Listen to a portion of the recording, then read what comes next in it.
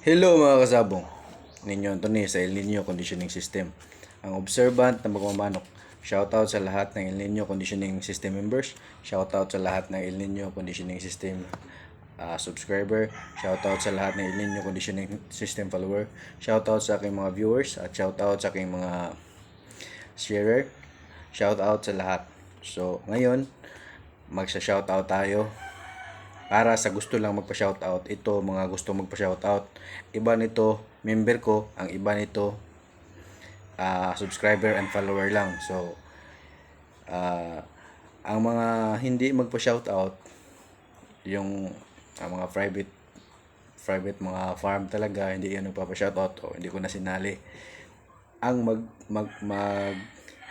magpa-shoutout lang, yun lang babasahin ko. Kasi marami talaga ayaw magpa-shoutout kasi mga farm, mga backyard na malalaki, ayaw nila magpa-shoutout. So may tinanong ako niyan, gusto ka ba magpa-shoutout, sir? Wag lang, wag. So okay lang nan. So shoutout sa MRM Boots. Itong MRM Boots, madaling ikabit sa tari at persado ang manok mo. Persado ang pagtama ng tari mo paggamit mo MRM Boots. Doon mo yan, yung MRM Boots, doon mo yan ma-inquire sa Bungis Red Sea profile, FB page, Bungis Red Sea MRM Boots. So shoutout Jigo Bascal, shoutout Norton Nabul, shoutout John Proponga, shoutout Gogo Manglangit, shoutout Norman Gamalo. Ito Norman Gamalo, nag-champion na yan gamit ang ating sistema. Shoutout Dio Santos, shoutout Romeo Katamura. Ito unang gamit pa lang 3 hits agad. Romeo Katamura, shoutout Gar Pico, shoutout Ayan Padilla, shoutout Oscar Mayungi, shoutout Daryl Ortiz, shoutout Igay Ermita, shoutout Raul Dizon. Ito yung mga nagko-comment sa mga bago nating video. So shoutout Rolando Pimentel, shoutout Kenneth Kapirig, shoutout Clifford Tumaman, shoutout Philip Rapadas. Ito si Philip Rapadas, ito yung nagsusubscribe sa atin sa ating YouTube, yung nagbabayad ng monthly payment ba. Ito si Philip Rapadas, shoutout sa iyo.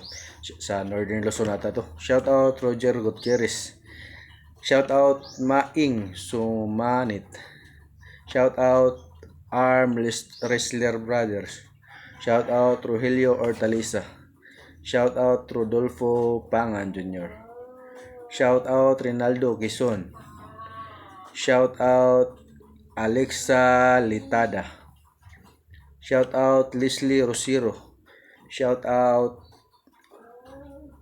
Adrian Alota, shoutout Ronnie Awit, shoutout Carlito Solitario, shoutout J. Escuton, shoutout Danilo Montero, shoutout Michael, shoutout Bill Aguilo, shoutout Danny Torrio, shoutout Vic Berliantis, shoutout Gia Bong, shoutout Bong Tube, shoutout Arnel Nino, sangay ko to, Arnel Nino. Shoutout Jocelyn Buston, shoutout Salcido Gonzalo, shoutout Ray Katipay, shoutout Philip Ludobisi, shoutout Jojo Dungka. Shoutout din sa aking financier si Jose Salazar. Shoutout sa mga bago lang nagpapanalo, shoutout sa inyong lahat. May mga bagong nagpapanalo, yung mga nagbibigay sa akin ng balato ng Sabado at Linggo. 2 beses. Sabado bigay siya ng balato, Linggo bigay siya ng balato. Puro panalo. Muna pa niya. So shoutout tayo, sir. So sa lahat ng gustong matuto sa El Nino Conditioning System, magpa-member na kayo. Bawing-bawi ang membership nyo. Kahit ganun ang membership, pero linggo-linggo nyo o bawat laban nyo mapapagkikinabangan. Ang dami nang nagcha-champion. May vlogger nga dyan, dating nagko-comment sa akin, tapos tinanong ko nga, may vlog nga ako dyan na tinanong ko kung anong pangalan niya, nagpa-member sa akin gamit ang dami account. Ngayon back to back champion na rin. Kita niyo yan? Back to back champion na rin siya. Vlogger yan, malaking vlogger yan. sikat yan. Nag-message sa akin, nag-comment, tas nagpa-member gamit dami account. Tapos, ngayon, back to back champion na. Ganun po ka-effective. Kahit vlogger, napapa-champion natin. Nagpapaturo natin. Pareho kami na tinuturo ngayon. Dati hindi. Ngayon, pare-pareho na. Kasi, membro ko yan. At ngayon, nagcha-champion na yan. Dati, hindi pa yan nagba-back to back champion. Minsan talo, minsan panalo. Pero ngayon, na-member ko na. Back to back champion na yan. Ha? Makita nyo yan. Ayaw ko lang pangalanan. Kasi may mga ego tayo eh. So, maraming vlogger na member ko. Marami talaga. As in, marami. Yung i-message ko yan sila eh. Pagkatapos kong i-message, may mag-reply na dami account at magpa-member agad.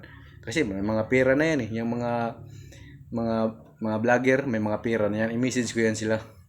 Tapos, biglang may mag-message sa akin na yung dami account. Pero alam ko sila yun kasi sila lang ang vlogger na minessage ko na time na yun. Tapos may biglang mag-message na dami account. Alam ko yun. Kaya nagpapanalo na sila ngayon. Kung gusto nyo magpapanalo din tulad ng mga vlogger na yan, magpa-member na kayo. Tingnan nyo yan mga vlogger, nagcha-champion. Kasi ngayon lang siya nakatikim ng sunod na champion kasi bago lang yan nagpa-member sa akin. Yung mga vlogger na yan. O sige, yun ang pag-uusapan natin ngayon is about paglulugon. Ngayon, taglugon na. So, ang hirap ng sitwasyon ng ating mga manok lalo na sa mga backyard na walang kulungan na babad tulad ko, babad sa ulan at init yung manok ko, naglulugon. So, para healthy pa rin ang manok natin, may share ako sa inyong idea. Kung nagtuturok kayo ng maintenance, huwag nyo nang turukan. Bakit? Bawat hawak nyo sa manok, may masisirang murang balahibo niyan. So, sakit yan. Masakit yan sa manok. Kaya, kung nagtuturok kayo, huwag nyo nang turukan. Sa pagkain nyo lang daan ang vitamins ng manok na naglulugon ha. So, ilagay mo yun, red seal, sa pagkain nyo ihalo. Or, kung gumagamit kayo ng soluble vitamins, ikutaw nyo sa tubig, ihalo nyo sa patuka para makain talaga nila. O, pwede rin sa tubig nyo ilagay pero mas maganda sa patuka kasi mauubos, mapapasok talaga sa katawan nila. Red cell, electrogen, selectrogen, vitral, basta yung panghalo sa tubig, pwede yan. Pero kung taglugon, advice ko sa inyo, wag na kayong magturok kasi pag hawakan nyo yan, papalag yan, masisira ang bagong tubo ng balahibo. Sakit yan sa masisira ang balahibo, masakit pa yan sa pakiramdam sa manok. Kaya huwag nyo nang hawakan. Ang vitamins ibigay nyo sa pagkain lang. O sa pagkain na lang. Huwag nyo nang subuan ng vitamins, sa pagkain na lang idaan. Malusog pa rin manok dyan. So ganito, 'di ba? Sa akin, kailangan talaga ng rotation. So, pag mag-rotate ka ng manok, hahawakan mo pa rin yan, di ba? So, ang i-rotate mo lang yung mga stag na buo pang balahibo. Sila lang ilipat-lipat mo malapit sa mga magugulang, ilipat-lipat mo yung mga stag na iba-ibang kulay, ilipat-lipat mo. At least, mayroon pa rin rotation, pero hindi mo hinawakan ang mga magugulang, yung mga stag lang. Kasi ang mga stag ngayon, di pa naglulugon eh. So, kahit hawakan nyo pa yung mga stag ngayon, ilipat-lipat nyo ng pwesto, sila na lang ang ilipat-lipat nyo. At least, may iba-ibang makita yung mga manok nyong naglulugon. Mga farm, may palugunan yan eh. Okay lang yan sila, may palugunan yan. Tayong mga backyard, wala naman tayong palugunan. Kaya, mas effective ganyang sistema. Huwag nyong galawin, huwag nyong hawakan ang mga manok na naglulugon. Pero, i-rotate nyo ang mga stag. Ilipat-lipat nyo para may iba't ibang makulay na makikita ang nanganuglulugon yung manok para sanay pa rin siya sa changes sa surroundings niya. So, ganun. Ang manok, matagal yan. Ilang buwan ba yan?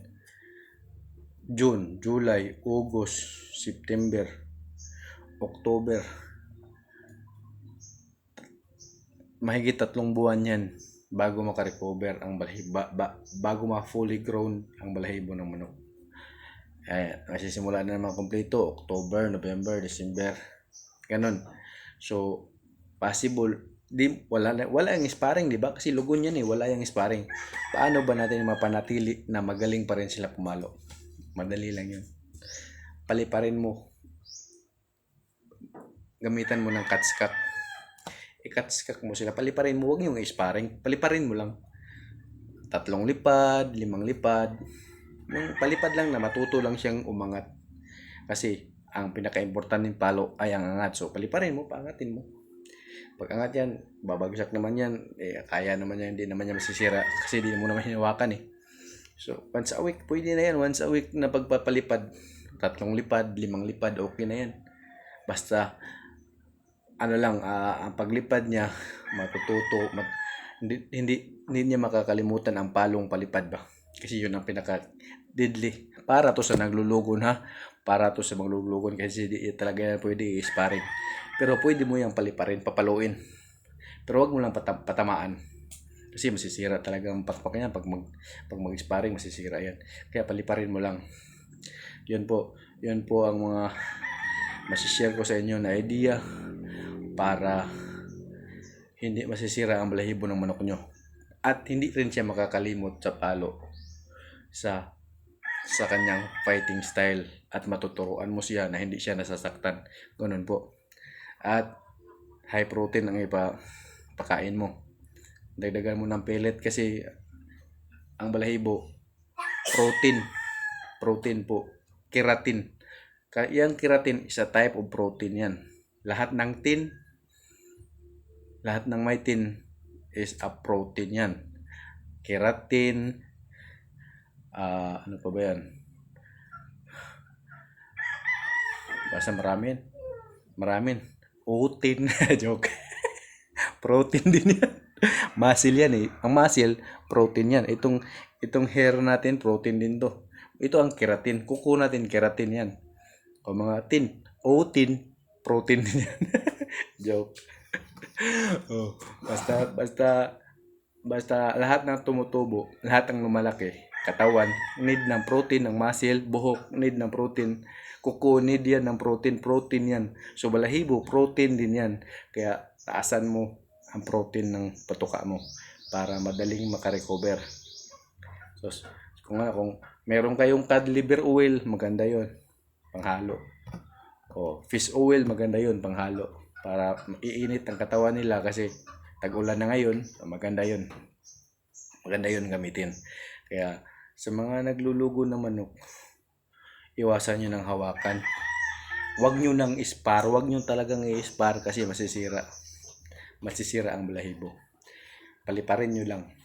Ang exercise niya, lipad na lang. Huwag nyo nang i-scratch box kasi pag i-scratch box nyo, damputin nyo yan, masisira yan. Pagpapalagyan, masisira ang bagong tubo na balahibo. Kaya huwag nyo nang tangkaing galawin pa ang mga naglulugo ng manok. Paliparin nyo lang. Palipad. Tsaka ang mga nakapaligid niya na manok, stag, para ang stag ang lipat-lipat nyo ng pwesto. Iba-iba kulay ng stag para may changes pa rin sa kanyang paningin. Iba-ibang kulay pa rin ang nakikita niya kahit hindi siya na lilipat nyo. Yung mga stag lang. Stag kasi ang stag ngayon, hindi pa naglulugon Kompleto pang balahibo. Pag may stag ka, kompleto ang balahibo, ang kak ng naglulugon ngayon. Yun po ang masishare ko sa inyo about sa pag-aalaga ng mga lugo na manok. Dapat ang pagkain nyo high protein, ang vitamins nyo idaan nyo sa pagkain. Kung wag nyo nang i-exercise, paliparin nyo lang na hindi nyo na kailangang hawakan ng manok. Ano pa ba? Ang lahat ng vitamins idaan nyo sa pagkain. Yun lang masishare ko sa inyo. Sigurado manok nyo pagkatapos ng lugon malakas pa rin. Salamat po.